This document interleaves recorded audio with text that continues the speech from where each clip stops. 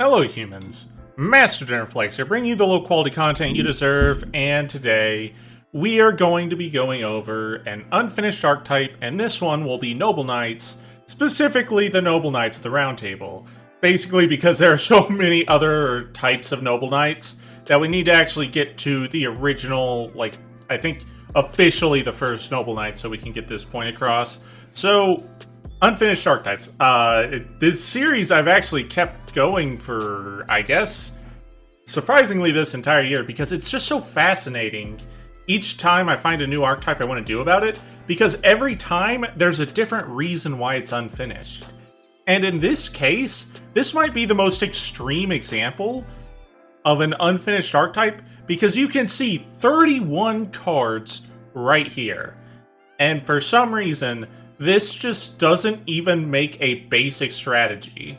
And that is so hilarious. I don't know how many other decks I can say it, where you could fill an entire archetype of one-ofs and not have a single strategy inside of it. Like, that's actually incredible. I guess this archetype isn't just unfinished, but it barely feels started despite having so many cards. So let's get into it and I'll explain the problem. But first, we need to understand something about archetype design. It is not about just making cards that have synergy and cards with good effects and blah blah blah blah blah. Each archetype tells a story, whether intentionally or not. Sky Strikers, everyone knows what this deck is. It's a control deck built around spells and just grabbing a bunch of resources. But that is actually because the story involved with this entire archetype is basically around two individuals, and a lot of how they deal with any problem is with, advanced technology. So what is this deck's entire game plan? It is about one individual in the extra monster zone, and that individual getting as many gadgets and gizmos as possible to deal with the problem. The problem being your opponent. So this archetype quite literally plays like its story. Necros, what is this deck's story? These are a bunch of necromancers that were once Gishkis, and what they did is they started conducting rituals to wear the corpses of other dual terminal monsters to gain their powers. And what does this archetype do? It's a ritual archetype that dumps monsters from the extra deck and assumes their effects. Like Unicorn has a negation effect. Valkyrus has draw 2, which is all the Necros have effects similar to the armor/corpses they're wearing. So it has its story. Same with Evil Swarm. All the corrupted Evil Swarms are based off of other dual terminal monsters with a very warped effect of their original, except exactly Gungnir. or let me rephrase that. Ophion. Ophion is incredibly out of touch with its other parts. And then finally, Constellars. It's an archetype that at its core, when you think about it, you might think, oh, it's just a rank 4 archetype. But this entire archetype's actual design is filled with a bunch of different level monsters, and the entire point is that you're trying to line up the levels of the archetype, which is why it has so many different cards that modulate levels, because you're aligning, quite literally, the stars. So, all these archetypes have a story to tell, and if we're not thinking about it at all, this might be the most in-depth storytelling archetype of all time. And that is why this archetype doesn't work whatsoever. Because all these archetypes are telling a story, but they're not telling a story at the expense of any other part of the story. Like, to give you an idea of how completely misunderstood Noble Knight's archetype design was, is if every single different Sky Striker spell didn't synergize with anything, weren't searchable with anything, they just happened to need you to have a Sky Striker ace in the extra monster zone. There was no synergy, no assumed playstyle. Like, this archetype, at its core, instead of one cohesive story like the rest of the archetype, every single monster, every single spell, every single trap, barring maybe 3 or 4 cards, told its own separate, completely detached story. So when you tried to play this archetype, there was really just nothing you could possibly do. The amount of things you can do with this archetype and the very few synergies that actually exist with it is ridiculous. This archetype, it is such a complete lack of synergy in so many ways that it's really incredible. It's something that I don't even know how you really pull off, because I can't think of another archetype that really has this problem in the same way that Noble Knights do. Because let's think about how you actually play this archetype. You summon Madrot, equip it with the spell, summon boars, and then make the rank 5. In what universe is Madrot the main character of a King Arthur story? He's quite literally like the lesser villain. Like, so much of what this archetype is just a mash of effects trying to tell a very interesting story. Like, let's get to the point. Like, these cards are at least very relevant to the characters they're depicted in King Arthur's story. The problem is, because there's no synergy between them, no story is actually being told. It does feel hilarious, like one of those ancient stories where it's just like a collection of mini stories over and over again, which would be cool if this deck was allowed to be playable still. And this is where the problem arises, where it's like, because this archetype is so disconnected from everything else it's trying to do, you cannot make a strategy involving these cards that is really much of any playability. It's like the Red Eyes archetype, how every time they get a new wave of support, it's just completely detached from the old wave of support. But in this case, it's like that, but it applies to every single card in the entire archetype. It is so incredible. So, how do we go about finishing this archetype when it is so thoroughly disconnected? And the answer is actually much more simple than you might think. It is simply to get a cohesive, larger story set down, be the foundation, and every card besides that will find its place in that. So basically, we need an end goal for this archetype that is actually real and matters. That isn't just like, oh, you drew Madrot. Like, we need an actual real strategy going on here. So this is what we're going to need to do. And here's the problem when coming up with support cards, which is the next segment. How do you support these cards without supporting these cards, or these cards, or these cards, or these cards? Because Noble Knights and Noble Arms is such a completely open-ended name, they're sub-archetypes, basically, in this archetype. And this archetype alone is its own sub-archetype in the larger archetype. So how do we make sure that these cards we're going to make support these and not anything you don't want them to support? And we will get into that now.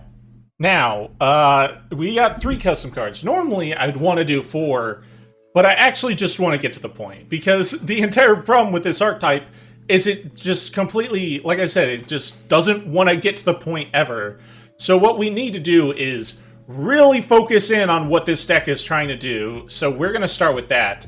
And of these 3 support cards, the other 2 I'm going to show you are going to support the deck, but this card specifically should already exist. If the other 2 are like nice things we can hope for in the future, this card, the fact that it doesn't already exist is more of a disappointment more than it is like, oh, this would be nice. I'm upset that it doesn't exist rather than would be happy it does exist. And it's simply equip only to a warrior monster. Gain stats. Who cares? A Noble Knight XC monster equipped with this card has all its effects that activate by detaching materials become quick effects. This card should already exist. I want you to, if you get the chance, read every single Noble Knight XE and you know why this card should already exist.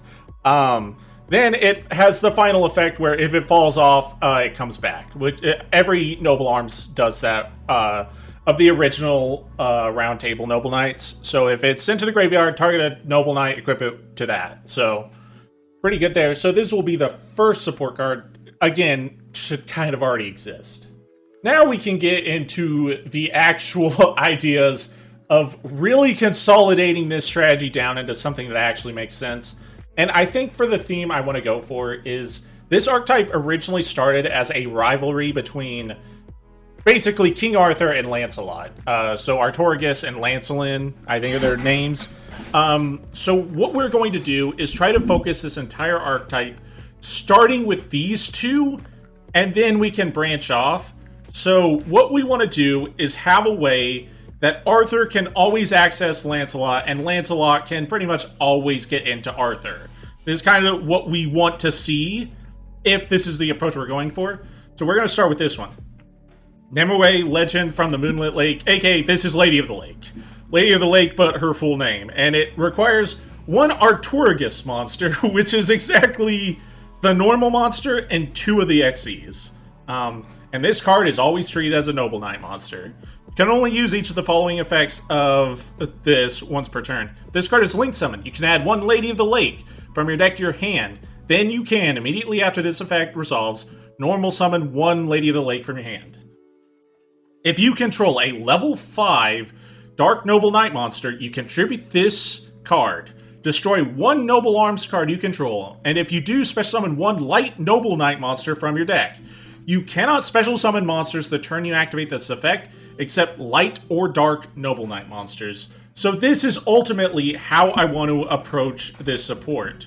This, if you have Artorigus, you can get into Lancelin, and if you have Lancelin, you can get into Artorigus, which is exactly what we want to see. And then finally, this card can be used in the Fire Noble Knights or the Infer Noble Knights, because like Lady of the Lake and Artorigus is a level 5 Noble Knight synchro you can totally access, but to get its tribute effect, you no longer have access to it. So this card is good in For Noble Knights, but it's most powerful in its original place, which is kind of what I'm going for with this kind of effect. I think this is the best approach. If you want to have this card dip in to the other Noble Knights, it can, and it'd be pretty good at that, but it's best in its actual assigned deck. But I think this is what we want to go for, and let's get into the final card. As you can see, this is my 3rd of the final shitty drawings. You know, thinking about it, if I like this segment enough, I might actually put time into those, but let's get into the final one. And that is Sinister and Noble Knight of King Lancelin. So if we are going to focus on Lancelin and Artorigus, this guy needs an XE form, and it'll make more sense in a moment. 2 level 5 monsters. If you were to XE summon this card, you can treat an Artorigus as one of the materials. Any Artorigus. And you can only use each effect of Sinister, Noble Knight, yeah. If this card is XE summoned, you can equip 1 Noble Arms equip spell from your deck to this card, much like all the others. Lancelin and Artorigus have reverse effects. Well, the effect monsters of Artorigus. Lancelin gets Noble Arms from the deck, and Artorigus gets spells from the graveyard. These two are very opposite individuals, which is why this guy's the bad guy, and then Arthur's a good guy. Ultimately, Lancelin is assimilating the Noble Arms for power and what power can get them, whereas Artorigus, being pure of heart, it's just doing it for necessities. A noble king. That's the entire ultimate premise of this entire legend. Lancelot is just really just seizing power for the sake of whatever he wants. So he just grabs into Noble Arms out of deck. It is for the sake of that power rather than anything else. So I want to make that known. And in many of the depictions of Lancelot, he is in love with Arthur's wife. So this next effect will kind of demonstrate that, and that's kind of what I wanted to say. You don't have to erase any flavor from these cards, and you still get to keep the insane, highly detailed storytelling while actually keeping the deck functional. And its other effect, which is relevant to what I was mentioning earlier, you can attach 1 material from this card, add 1 non-warrior monster from your deck to your hand that mentions Noble Knight or Noble Arms cards. And if you don't know, I can't remember her name exactly, but basically Arthur's wife is a light spellcaster that can turn itself into a Noble Arms. So quite literally, his pursuit, aka his detach effect, is Arthur's wife. But it also doesn't have to be that, because do you know how many cards are very good for Noble Knights that they can't search because they're just not Noble Knight, Noble Arms, but you really want to have them in hand. You'll see what I mean in a moment. Then, after detaching from this effect, if it's equipped with a Noble Arms equip spell, you can XE summon one Sacred Noble Knight Artorigus from your extra deck using this card as a material and attach all other XE materials. And then finally, if this card is banished, you can shuffle up to 3 other Noble Knight, Noble Arms, or cards that mention them into the deck. So yeah. So let's get into the let's get into the thing I was mentioning earlier so I can kind of show you why that effect exists. Now, when I say you can search any non-warrior monster that mentions Noble Knight or Noble Arms, Lady of the Lake is an example, but that's not important because that's what this card already does. But this is who I'm talking about. He has the ability to search this, which is very important, but way more importantly, Morgan, in relevance to actual gameplay, way more importantly, Morgan, the Enchantress of Avalon, is an Omni-Negate for Noble Knights that they have absolutely zero means of searching. So, with this card, they can search it. And this card is just basically a Subterror Fiendus by destroying a Noble Arms equipped to a Noble Knight. Like, that's pretty handy. And then another example is Merlin, which is just a starter. So, like, I wanted to keep the actual flavor of this archetype intact, but there was nothing stopping them from actually making the strategy cohesive. Like, nothing. Because I'm about to go into a quick combo to show you how cohesive this could really be with such few cards. Like, it is really just a choice to make sure these cards have no synergy with each other. So let's get into it. Now, what we need for this combo is any way to special summon Artorigus. And here's an example. Heritage of the Chalice. We can search any Noble Knight or Noble Arms card. We will go ahead and search and activate Camelot. Next, we are going to banish Camelot to go ahead and activate Noble Arms of the Round Table, or Noble Knights of the Round Table. Then we can special summon Artorigus from the deck. Next, we are going to link this away into Nimue, whatever. And this will add Lady of the Lake, which we can then go ahead and normal summon. So we'll go ahead and normal summon. And when this card is normal summoned, you can target one Noble Knight normal monster in your graveyard, special summon it, which is such a fascinating thing to say because this is the only one. This archetype is like half Geminis, except they're not Geminis. It's, oh my god. It's an unbelievable lack of synergy with so many cards. Next, we'll synchro summon into Lancelin. Hi, Lancelin. And then this, we'll go ahead and equip an equip spell from our deck. And we will go ahead and get Caliburn, which we will go ahead and activate Caliburn to gain 500 life points. Next, we will tribute this, destroy this, and go ahead and special summon Boars. And now that this Noble Arms has fallen off, it can equip back onto a monster, and we will choose Boars. We will activate Caliburn again, gain another 500 life points.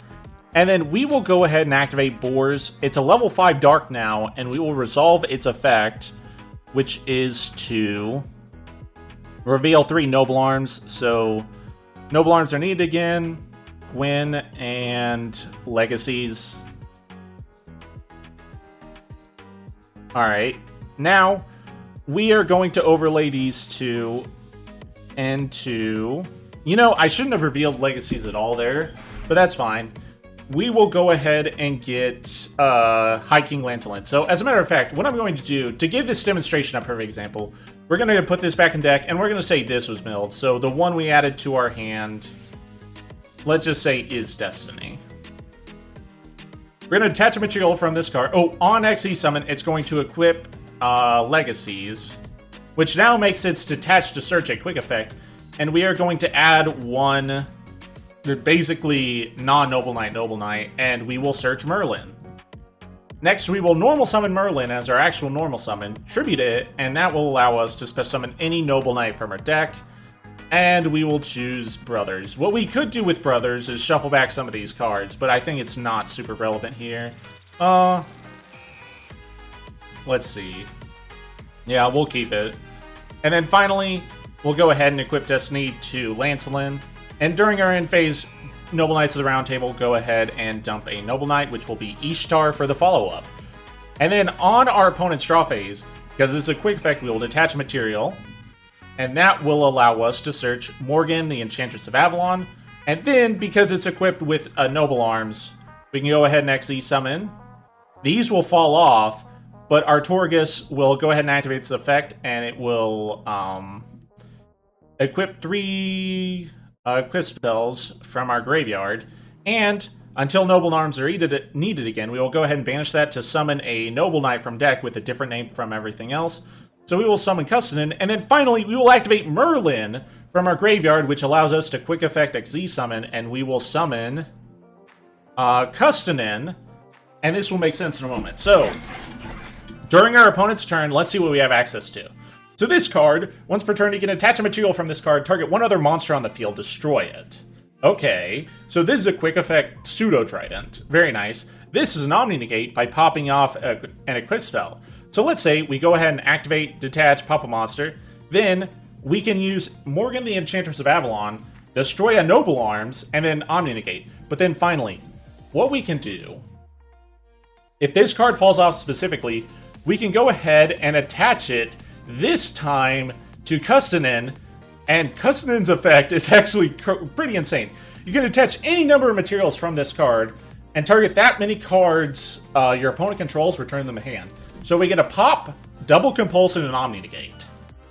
Isn't it insane how much of the story was told if you just literally, like, get them on track? Like, think about this. This is actually a pretty solid end board. It's pretty respectful to what this archetype is trying to achieve. Speaking of which, let's get this back on field because it's time. And then finally, it's so ironic because this one-card combo actually tells so much of the story with its context. Like, even this combo, what you're doing is Arthur's literally handing off the sword to his successor. Like, how poetic is that?